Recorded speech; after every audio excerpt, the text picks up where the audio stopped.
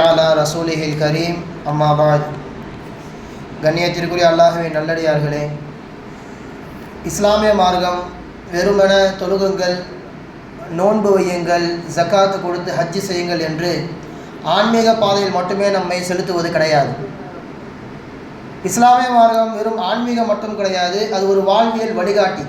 ஒரு மனிதன் காலை கண் விழித்ததிலிருந்து இரவு தூங்குகின்ற வரைக்கும் அவன் எப்படி சுய ஒழுக்கத்தோடு வாழ வேண்டும், பிறரோடு எப்படி அவன் மரியாதையோடு நடந்து கொள்ள வேண்டும் என்று ஒழுக்கத்தை தான் இங்கே மார்க்கம் மிக முதன்மையாக இங்கே முன்வைக்கின்றது.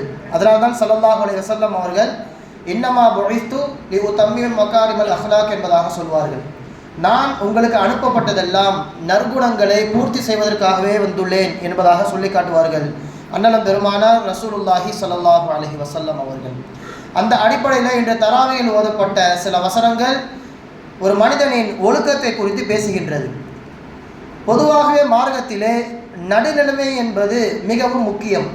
பெருமானார் ஸல்லல்லாஹு அலைஹி வஸல்லம் அவர்கள் வார்த்தையில் சொல்வதானால் ஹைருல் உமூரி அவ்சாத்துஹா, காரியங்களில் விஷயங்களில் மிகவும் சிறந்தது அதை நடுநிலையோடு அணுகுவது என்பதாக சொல்வார்கள். இங்கே மார்க்கத்திலே ஈயாக்கும் வல் குலுவ ஃபித்தீன் என்பதாக சொல்வார்கள். மார்க்கத்தில் வரம்பு மீறி நீங்கள் சென்று விட வேண்டாம். இபாதத்தா அது நடுநிலையோடு இருக்க வேண்டும், குறைவாக இருந்தாலும் சரி. அல்லது நீங்கள் சதக்கா செய்கின்றீர்களா, அதையும் குர்ஆன் சொல்கிறது. அளவுக்கு அதிகமாக நீங்கள் சதக்கா செய்து உங்களின் அடிப்படை வசதியை நீங்கள் இழந்து விடாதீர்கள், தேவைக்கு சதக்கா செய்யுங்கள், நீங்களும் வாழுங்கள் என்று இஸ்லாம் எல்லாவற்றிற்கும் ஒரு நடுநிலைமையை பேண சொல்கிறது. அந்த நடுநிலைமை இஸ்லாம் எந்தெந்த விஷயத்தில் எல்லாம் சொல்கின்றது என்றால் அதுதான் இன்றைய வசனத்தில் ஓதப்பட்டது. இந்த நடுநிலைமை யாரிடத்தில் இருக்கின்றதோ அவருக்கு இபாதுர் ரஹ்மான், ரஹ்மான் அடியார்கள் என்பதாக குர்ஆன் பெயர் சூட்டுகின்றது. அந்த வசனத்தை பார்த்தால் தெரியும். இபாதுர் ரஹ்மான் இல்லதீன் யம்ஷூன அலல் அர்தி ஹௌனா, அல்லாஹ்வின் அடியார்கள் நடக்கின்ற பொழுது நிதானமாக நடப்பார்கள், பணிவோடு நடப்பார்கள். அவர்கள் நடையில வேகங்கள் இருக்காது, உறுப்புகள் குலுங்குகின்ற அளவிற்கு வேகமாக அவர்கள் நடக்க மாட்டார்கள், கண்ணியமான முறையில் வகாரியத்தான முறையில் அவர்கள் நடப்பார்கள் என்று குர்ஆன் நடையை குறித்து பேசுகின்றது. நாம் ஒரு பொதுவெளிக்கு செல்கின்ற பொழுது நம்முடைய நடை எப்படி இருக்க வேண்டும்? குர்ஆன் சொல்கின்றது வக்ஸித் ஃபீ மஷீஇக்க, உங்கள் நடையில் நடுநிலைமை இருக்க வேண்டும், வேகமாக நடக்கக்கூடாது, எல்லோரையும் முந்திவித்து செல்ல வேண்டும் என்பதற்காக வேண்டி நாம் அசைக்கப்படுகின்ற அளவிற்கு அல்லது உறுப்புகள் வெளியே தெளிகின்ற அளவிற்கு வேகமாக நடக்கக்கூடாது என்பதாக மார்க்கம் நமக்கு தெளிவாக வலியுறுத்தி காண்பிக்கின்றது. குர்ஆனிலே பல இடங்களில் இந்த நடையை குறித்து மட்டுமே இஸ்லாமிய மார்க்கம் அல்லாஹ் சுப்ஹானஹு வ தஆலா கண்டித்து பேசுகின்றான். வலா தம்ஷிஃபில் அர்தி மரஹா, நீங்கள் பூமியிலே பெருமையோடு கர்வத்தோடு நடக்காதீர்கள். உதாரணத்துக்கு நெஞ்ச நிமித்து நடக்கிறது மார்க்கம் தடுத்துள்ளது. ஸல்லல்லாஹு அலைஹி வஸல்லம் அவருடைய வாழ்க்கை வரலாறு நீங்கள் எடுத்து பார்த்தால் தெரியும். இதா மஷா ரசூலுல்லாஹி ஸல்லல்லாஹு அலைஹி வஸல்லம் தகஃபஅ, அவர்கள் நடந்தால் கொஞ்சம் முன்னாடி சாய்ந்த மாதிரி நடப்பார்கள் என்பதாக ஹதீஸில் வருகிறது. பெருமானாரின் முதுகு வளைந்திருக்குமாம் நடக்கும் பொழுது. நெஞ்சை நிமித்தியவாறு ஸல்லல்லாஹு அலைஹி வஸல்லம் அவர்கள் எங்கேயும் நடந்த கிடையாது என்பதாக அன்னை ஆயிஷா ரலியல்லாஹு தஆலா அன்ஹா அவர்கள் சொல்லி காட்டுவார்கள். எனவே பூமியிலே நீங்கள் பெருமையோடு நடக்காதீர்கள். இன்னக்கலன் தஹ்ரிக்கல் அர்ல வலன் தபுலுகல் ஜிபால தூலா, நீங்கள் பூமியை கிழிக்கப் போவதும் கிடையாது, மலையை தாண்ட போவதும் கிடையாது, பொறுமையை கடைபிடியுங்கள். குல்லு தாலிக்க கான செய்யூஹு இந்த ரப்பிக்க மக்ரூஹா, இது போன்ற விஷயங்கள் எல்லாம் அல்லாஹ்வின் வெறுப்பை சம்பாதித்து தரும் என்பதாக குர்ஆன் நடையை குறித்து நமக்கு ஒரு அழகிய வழிகாட்டுதலை காண்பிக்கின்றது. எனவே நாம் நடக்கின்ற பொழுது அதை அழகுபடுத்த வேண்டும். நமக்கான அழகு எதில் வைத்திருக்கின்றான்? அல்லாஹ் நடையில் வைத்திருக்கின்றான். மேக்கப் கிட்டுகளில் அல்லாஹு தஆலா வைக்கவில்லை. ஹதீஸுடைய வாசகங்களில் பார்த்தால் உங்களுக்கு தெரியும். சுரஅத்துல் மஷி, வேகமாக நடப்பது, துதுஹிபு பஹா அல் முஃமின், ஒரு முஃமினுடைய முக அழகை போக்கிவிடும் என்பதாக ரசூலுல்லாஹி ஸல்லல்லாஹு அலைஹி வஸல்லம் அவர்கள் சொல்லி காண்பிக்கின்றார்கள். எனவே பொறுமையாக நடப்பது, கண்ணியத்தோடு நடப்பது, கண்ணியமான ஆடையை உடுத்திக் கொண்டு நடப்பது என்பது எனக்கான அழகை பெற்றுத்தரும் என்பது ஸல்லல்லாஹு அலைஹி வஸல்லம் அவர்களின் முத்தான வார்த்தை. நடக்கின்ற பொழுது இவ்வளவு நமக்கு இஸ்லாமிய மார்க்கம் வழிகாட்டுவது என்றால், ஒரு வாகனத்தில் செல்லும் பொழுது மிக மிக பொறுமையை கடைபிடிக்க வேண்டும் என்பதாக ஸல்லல்லாஹு அலைஹி வஸல்லம் அவர்கள் சொல்லி காண்பிக்கிறார்கள். ஒரு ஹஜ்ஜுக்கு போகின்ற பொழுது, உம்ராவிற்கு போகின்ற பொழுது சஹாபாக்கள் எல்லாம் குஷியாகி விடுவார்கள். அல்லாஹுடைய இல்லத்தை தரிசிக்க போகின்றோம், அல்லாஹின் அடையாள சின்னங்களை பார்க்க போகிறோம் என்கின்ற நோக்கத்திலே ஒட்டகங்களை வேகமாக ஓட்டிச் செல்வார்கள். குதிரைகளை வேகமாக ஓட்டிச் செல்வார்கள். அப்படி ஒரு நாள் அரஃபா மைதானத்திற்கு போகும் பொழுது சஹாபாக்கள் ஒட்டகத்திலே வேகமாக அவர்கள் பீரிட்டு செல்கின்றார்கள். அங்கே ஸல்லல்லாஹு அலைஹி வஸல்லம் அவர்கள் சொல்லிக் கொடுத்த வழிகாட்டல் இது, ஐயுஹன்னாஸ் அலைக்கும் பி சக்கீனா, மக்களே கொஞ்சம் பொறுமையாக போங்க, ரொம்ப வேகமாக போகாதீங்க. ஃபஇன்னல் பிர்ர லைஸ பில் ஈலாஇ, இப்படி கட்டுக்கடங்காமல் செய்வதில் எந்த விதமான பலனும் கிடையாது, அது நன்மையே இல்லை என்பதாக சொல்லி காண்பிக்கிறார்கள். இன்றைய வாலிப சமூகம் நினைத்து பார்க்க வேண்டும். பெரும்பாலான விபத்துக்கள் நாம் ஓட்டுவதில் இருக்கிறது, அல்லது எதிரில் ஓட்டுபவர் நம்மின் மீது வந்து விட்டு விடுகிறார். எனவே வாகனத்திலும் சரி, நார்மலாக நம் நடக்கின்ற விஷயத்திலும் சரி, இஸ்லாமிய மார்க்கம் நடுநிலையை கடைபிடிக்க சொல்கிறது.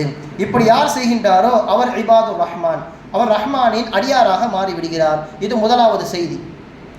இரண்டாவது, அல்லாஹ்வின் அடியாராக மாற வேண்டுமானால் வைதா ஹாத்தபுஹுமுல் ஜாஹிலுன காலு சலாமா, ஒரு ரெண்டு பேருக்கும் மத்தியில் சண்டை வருகிறது. இந்த சண்டையிலிருந்து எப்படி நாம் நம்மை விடுவித்துக் கொள்வது? இஸ்லாமிய மார்க்கம் தெளிவாக சொல்லி காண்பிக்கிறது. ஒருவர் பேச ஒருவர் அமைதியாக இருந்தால் பிரச்சனை அங்கே முடிந்துவிடும். ஒருவர் பேசும்போது இன்னொருவர் பேச்சை தொடர்ந்தால் அங்கே ஷைத்தான் வந்து விடுகின்றான். ஷைத்தானுடைய சூழ்ச்சியை எங்கே ஆரம்பிக்கின்றது என்றால் ஒருவர் மூலமாக மட்டும் வருவது கிடையாது. இன்னொருவர் பேச்சை தொடங்குகின்ற பொழுது அவருக்கு பக்கபலமாக இந்த வார்த்தையை எடுத்து பேசு, இப்படி இவரை திட்டு என்பதாக ஏற்றி விடுகின்ற வேலையை ஷைத்தான் இன்னொருவன் பேசும் பொழுது கூட வந்து விடுகின்றான். மார்க்கம் இங்கே தெளிவாக சொல்லுது, வஜபத் மஹமத்துல்லாஹி அலாமன் உகுலிப ஃபஹலிம, கோபம் கட்டுக்கடங்காமல் வருகின்றது. எதிரில் பேசுபவரின் வார்த்தைகளை பொறுத்து கொள்ள முடியவில்லை, இருந்தாலும் இவர் பொறுமை காத்தார் என்றால் ஃபஹலிம, அது கண்டு கொள்ளாமல் அப்படியே விட்டுவிட்டார் என்றால் அல்லாஹ்வின் அன்பை அவர் சம்பாதித்து விடுகிறார். அல்லாஹ்வின் அன்பு அவருக்கு வாஜிபாகி விடுகிறது என்பதாக சொல்லி காட்டப்படுகிறது. மேலும் சொன்னார்கள் ஸல்லல்லாஹு அலைஹி வஸல்லம் அவர்கள், பேசுவதற்கு எல்லா விதமான உரிமை இருந்தும் தன்னின் பக்கம் முழுமையான நியாயம் இருந்தும் சண்டை வளர்க்க வேண்டாமே என்கின்ற அடிப்படையில் எவர் பொறுமை காக்கின்றாரோ அவருக்கு சொர்க்கத்தின் நடுவு பகுதியை பெற்றுத் தருவதற்கு நான் பொறுப்பேற்றுக் கொள்கிறேன் என்று சொல்கிறார்கள் ரசூலுல்லாஹி ஸல்லல்லாஹு அலைஹி வஸல்லம் அவர்கள். இப்போ இந்த நிலைமையில் நாம் எப்படி இந்த சண்டையை அணுகுவது? வாய் தகராறை தடுக்க அல்லது கை கலப்பை நாம் தடுக்க என்ன செய்யலாம்? குர்ஆன் சொல்கின்றது, நீங்கள் வைதா ஹாத்தபுஹுமுல் ஜாஹிலுன காலு சலாமா, பிரச்சனை தொடங்குகின்றது என்றால் பேச்சை அங்கே சலாம் சொல்லி முடித்து விடுங்கள். ஒருவர் பேச்சை தொடர்ந்து கொண்டே இருக்கிறார், அஸ்ஸலாமு அலைக்கும், பரவாயில்ல நான் தப்ப நானே ஏற்றுக்கிறேன் என்பதாக சொல்லி அதை கடந்து விடுங்கள், அங்கே அந்த சண்டை நிறுந்துவிடும்.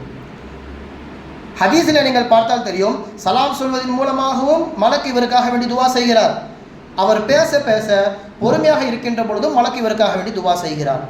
ஹதீஸில் வருகிறது, ஒரு நபர் இன்னொரு நபரை ஸல்லல்லாஹு அலைஹி வஸல்லம் அவர்களுக்கு முன்பாக திட்டிக் கொண்டே இருக்கிறார்.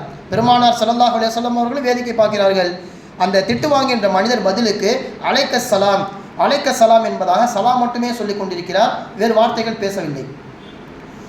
அந்த நபர் திட்டிவிட்டு போய்விடுகிறார். இவர் கிட்ட பேசினா வேறு எந்த வார்த்தைகளும் வர முடியாது என்பதாக நினைத்து அந்த சண்டை அங்கே விட்டு போயிட்டார். இப்போ இந்த சலாம் சொன்ன நபருக்கு ஸல்லல்லாஹு அலைஹி வஸல்லம் அவர் சொன்னார்கள், நீங்கள் ஒவ்வொரு முறையும் அலைக்க சலாம் என்று சொல்லும் பொழுதெல்லாம் உங்கள் அருகிலே ஒரு மலக்கு நின்று பல் அன்ட அஹக்கும் பிஹி, சலாமை நீங்கள் அவருக்கு சொல்கின்றீர்கள், அந்த சலாமிற்கு குறித்த நபர் நீங்கள் தான்.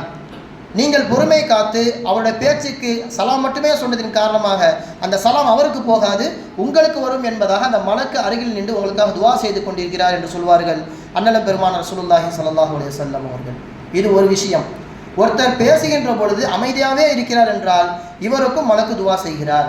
அபூபக்கர் ரலியல்லாஹு தஆலா அன்ஹு அவர்களை ஒரு நபர் கடுமையாக சாடுகிறார். அருகிலே ஸல்லல்லாஹு அலைஹி வஸல்லம் அவர்கள் இருக்கிறார்கள். ஒவ்வொரு பேச்சுக்கும் பொறுமை காத்த அபூபக்கர் ரலியல்லாஹு தஆலா அன்ஹு அவர்கள் ஒரு கட்டத்தில் பொங்கி விட்டார்கள். பேச ஆரம்பித்து விட்டார்கள். பேசியவுடன் ஸல்லல்லாஹு அலைஹி வஸல்லம் அவர்கள் முகத்தை திருப்பியவர்களாக அந்த சபையை விட்டு எந்திரிச்சு போயிட்டாங்க.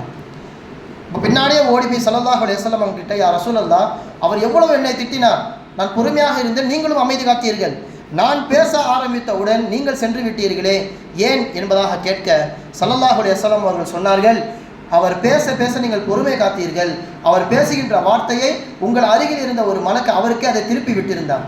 அவர் எவ்வளவு கொச்சையான வார்த்தைகளை பேசினாலும் அது அவருக்கே திரும்பி விடும் அளவுக்கு உங்கள் சார்பாக அல்லாஹ் தஆலா ஒரு மலக்கை நிர்ணயித்தான். எப்போ நீங்கள் பேச ஆரம்பிச்சிட்டிங்களோ அந்த மலக்கு போயிட்டாரு, ஷைத்தான் கூட வந்துட்டார். ஷைத்தான் இருக்கின்ற சபையில் நான் இருக்க மாட்டேன், நான் சபையை விட்டு வந்துவிட்டேன் என்பதாக சொல்வார்கள் ரசூலுல்லாஹி ஸல்லல்லாஹு அலைஹி வஸல்லம் அவர்கள். எனவே நாம் சண்டைகளை பிரச்சனைகளை தீர்க்குவதற்கு பொறுமை காக்க வேண்டும், அல்லது சலாம் கூறி அந்த சபையை விட்டு கலந்து விட வேண்டும். இதுவெல்லாம் பிரச்சனைகளுக்கான முற்றுப்புள்ளி வைப்பதற்கு இஸ்லாமிய மார்க்கம் சொல்கின்ற வழிகாட்டல். மூன்றாவது செய்தி, இன்று ஓதப்பட்ட வசனத்திலே வல்லதீன இதா அன்ஃபகு லம் யுஸ்ரிஃபு வலம் யக்துரு வகான பைன தாலிக கவாமா. அல்லாஹ்வின் அடியார்கள் எப்படிப்பட்டவர்கள் என்றால் காசை வீண் விரயமும் செய்ய மாட்டார்கள், ஒரேடியாக செலவு செய்யாமல் கஞ்சத்தனமும் செய்ய மாட்டார்கள். வகான பைன தாலிக கவாமா, இரண்டிற்கும் மத்தியில் நடுநிலைமையாக செலவு செய்வார்கள் என்பதாக இஸ்லாமிய மார்க்கம் கூறுகின்றது. எனவே காசு விஷயத்திலே கவனம் தேவை. மறுமை நாளே கேட்கின்ற கேள்விகளில் ஒன்று மின் ஐன் எக்தசபஹு, எங்கிருந்து சம்பாதித்தாய், ஒஃபீமா அன்ஃபக்தஹு, எங்கே அதை செலவழித்தாய் என்பது மறுமை நாளிலே கேட்கப்படும். இதற்கான பதிலை நாம் சொல்லாத வரைக்கும் பூமி நம்முடைய கால்களை விடாது என்பதாக ஹதீஸில் வருகிறது.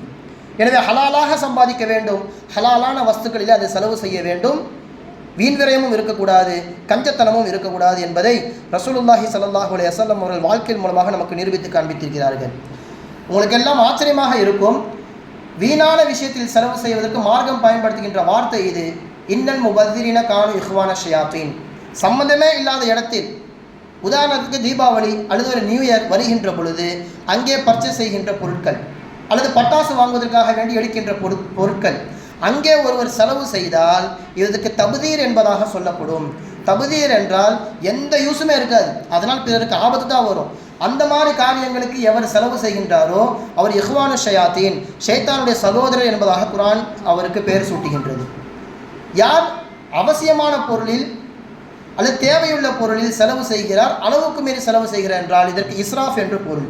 மார்க்கம் இப்படி இரண்டு விதமான வார்த்தைகளை கூறி மனிதனை ஒழுங்குபடுத்துகின்றது.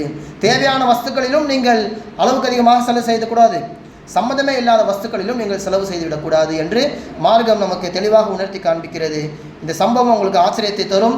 ஒரு நாள் உமர் இப்னு கத்தாப் ரலியல்லாஹு தஆலா அன்ஹு அவர்கள் செல்கிறார்கள். அங்கே அவருடைய மகன் அருகிலே இருந்து கறி சாப்பிட்டு கொண்டிருக்கிறார். இந்த கறி எங்கே வந்தது என்பதாக கேட்க, எனக்கு ஆசைப்பட்டேன், சாப்பிடும் போல் தோணியது, உடனே காசு கொடுத்து வாங்கிவிட்டேன் என்பதாக மகன் சொல்கிறார். அப்போ உமர் ரலியல்லாஹு தஆலா அன்ஹு சொன்ன வார்த்தை இது, அவக்குள்ளமா கரீம்த இலா ஷைஇன் அக்கல்தஹு, ஆசைப்பட்டதெல்லாம் வாங்கி சாப்பிட்ருவியா, கையில் காசு இருக்குன்னு நினச்சதெல்லாம் நீ வாங்கி சாப்பிட்ருவியா சொல்லிட்டு ரசூலுல்லாஹ்வுடைய வார்த்தையை சொன்னாங்க. கஃபாபில் மரி சர்ஃபன் ஐ யாக்குல குல்லமா இஷ்டஹா, ஆசைப்பட்டதை எல்லாம் சாப்பிடுவதும் இஸ்ராஃபு தான்.